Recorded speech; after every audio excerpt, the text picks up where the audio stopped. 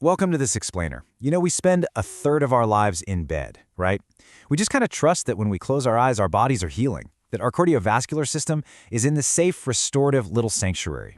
But today, we're looking at some medical data that completely shattered my understanding of sleep. Because for millions of people, the exact opposite is happening. We're going to dive into the hard medical data, some truly tragic personal stories, and the hidden biological mechanics of how sleep can actually become a battlefield for your heart. And, most importantly, we'll talk about exactly how you can protect yourself. We have to start with a heartbreaking story of a man named Perry. His wife, Monica, shared this absolutely devastating account on a sleep apnea support forum. So Perry was a devoted father of 5 young kids. He was out chaperoning a field trip, woke up early, used the bathroom, and just laid back down since he had nothing else to do. He accidentally fell back asleep, and moments later, he was dead. It was actually his 10-year-old son who went in to wake him, only to find him lifeless. It was classified as sudden death. It's a tragic story for sure, but it perfectly illustrates the very real devastating stakes of sudden nocturnal cardiac death. It just strikes without warning, stealing people away in what literally should be their safest moments. And sadly, Perry's story, it's really not unique.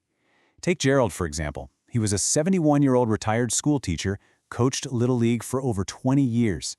A physician who treated his case recounted that Gerald kissed his wife goodnight, commented on a delicious chicken dinner they just had, and went to bed. And he never woke up. No chest pain, no call for help, no warning whatsoever. His heart just stopped somewhere between 2 and 4 a.m. Just like Perry, Gerald had a silent, fatal heart attack in his sleep, and it reveals this terrifying medical anomaly that strikes seemingly healthy people right when they appear to be most at peace. To really understand why this happens, we have to look at the clock. Specifically, midnight to 5 a.m. This time window is actually a massive high-risk danger zone for the heart. It completely shatters that whole myth of peaceful rest we just talked about. According to the clinical data, the hours between midnight and 5 a.m. carry the absolute highest concentration of fatal heart attacks and strokes. Think about that. Not during high-stress activities, not during an intense workout, but in the dead of night. So what makes this window so incredibly deadly, especially if you're over 60? Well, during the day, your cardiovascular system has all these backup systems running to compensate and adapt to stress. But at night, while your body is trying to repair itself, those backups basically go offline. The hormonal signals that protect your heart weaken, and your margin for error gets razor thin. If something goes wrong during these silent hours, there is very, very little standing between a resting body and a total catastrophe. Section 1.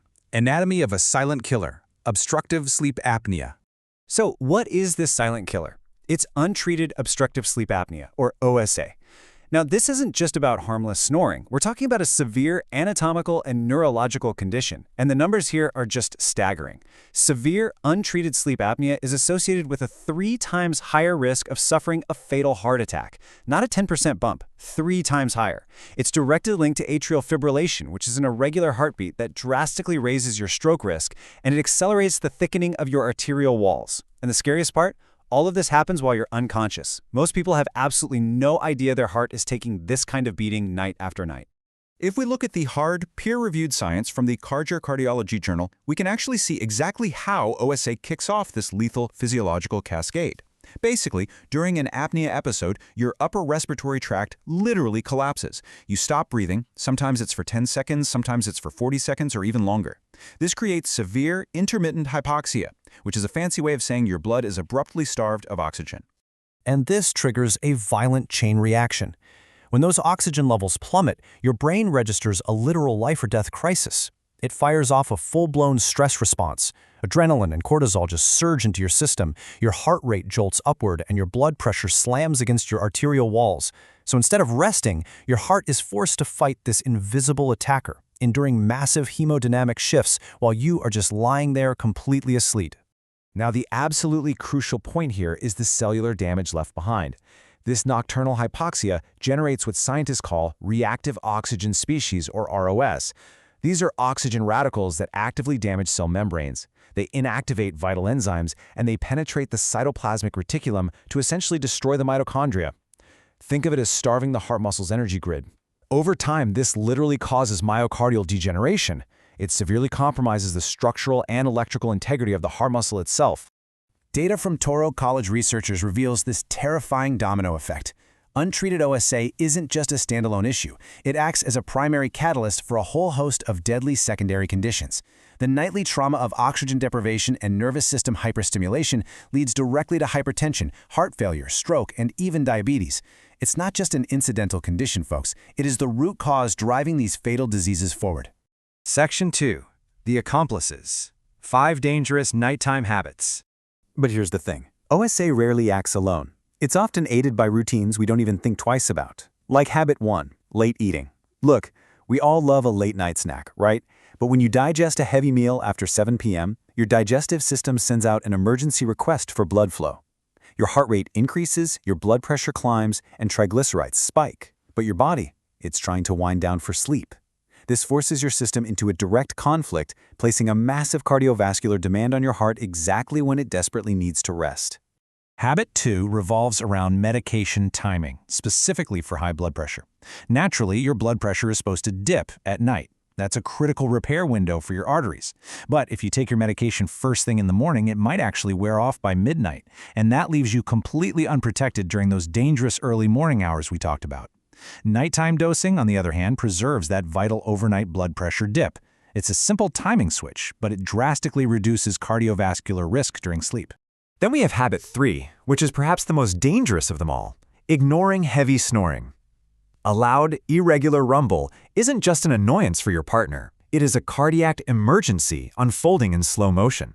This was the exact silent weapon that killed Gerald. His wife actually mentioned his snoring to a doctor, but they brushed it off as normal for his age. It wasn't normal. That snoring was masking the severe oxygen deprivation of sleep apnea, allowing his heart to be assaulted night after night until it finally just gave out.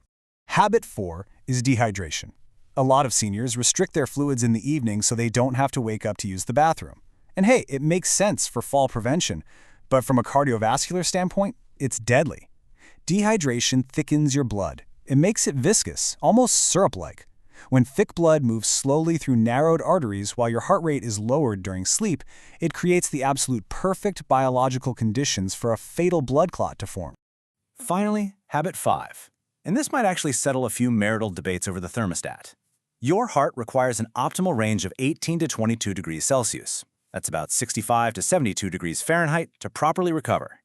If your room is too warm, your blood vessels dilate, your heart rate stays elevated, and you sweat, which just worsens dehydration. But if it's too cold, your blood vessels tighten up, forcing your heart to push against increased resistance all night long. The wrong thermostat setting quite literally robs your heart of restorative deep sleep. Section 3. The Survival Guide. Defending the Heart. Okay, now that we've identified the culprits, we can't just leave it there. First and foremost, we have to listen to the devastating warnings from those left behind, like Monica.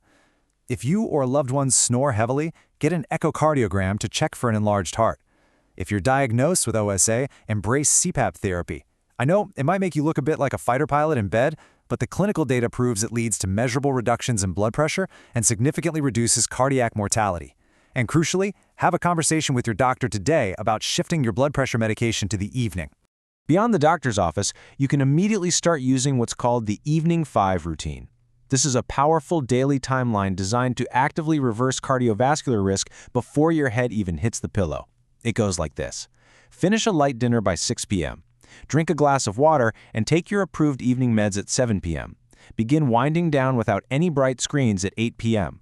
At 9 p.m., set your thermostat to that optimal 18 to 22 degrees Celsius range. And finally, at 10 p.m., go to sleep on your side, which actually dramatically reduces airway obstruction compared to sleeping flat on your back. As we wrap up this explainer, we really need to look at our nightly routines through a new lens. Our hearts work tirelessly for us every single second of the day. The habits we carry into our bedrooms can either support that vital organ or systematically destroy it. So I leave you with this one vital question to ponder. Tonight, will you give your heart the rest it deserves, or will you force it to fight in the dark? Take control of your evening routine and make your bedroom a sanctuary of true rest.